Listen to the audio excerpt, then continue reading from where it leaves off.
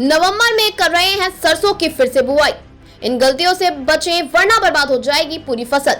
सरसों की खेती पर अक्टूबर के गर्म मौसम का असर। अक्टूबर में तापमान पिछले वर्षों के मुकाबले अधिक रहा है, जिसका सीधा असर सरसों जैसी महत्वपूर्ण तिलहन फसलों पर पड़ा है। इस मौसम में असामान्य रूप से ज्यादा तापमान के चलते कई किसानों की सरसों की फसलें खराब हो चुकी हैं।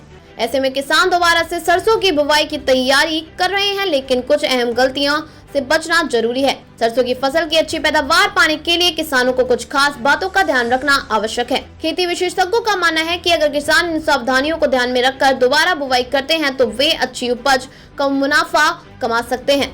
सही समय पर करें बुवाई। अच्छी किस्म के बीजों का करें चयन। धान की कटाई के बाद किसान रबी की फसलों की बुवाई करते हैं। ऐसे में सरसों की बुवाई का सही समय चुनाव बेहद महत्वपूर्ण है। किसानों को सलाह दी जाती है कि बुवाई के लिए उच्च गुणवत्ता वाले बीजों का ही उपयोग करें। बुवाई के समय खेत में पर्याप्त नमी होनी चाहिए और उर्वरक का प्रयोग सही विधि से करें। एक अच्छे बीज और सही बुवाई की विधि से ही सरसों की फसल अच्छी तरह से बढ़ सकती है और यह फसल की गुणवत्ता और उत्पादन में सुधार लाती है। राख में कीटनाशक मिलाने से बचें। किसानों की एक आम गलती होती है कि सरसों के पौधों में चूल्हे की राख में कीटनाशक मिलाकर छिड़काव करते हैं। यह तरीका फसल के लिए नुकसानदेह साबित हो सकता है, क्योंकि कीटनाशक की प्रभावशीलता कम हो जाती है और कीट पूरी तरह से नष्ट नहीं हो पाते हैं। इस वजह से पौधा कमजोर हो जाता है। कीटों की रोकथाम के लिए मेलाथियन जैसे कीटनाशक को सीधा फसल पर छिड़के। प्रति एकड़ 4 किलो मेलाथियन का छिड़काव करना पर्याप्त होता है। समय और मात्रा का ध्यान रखें।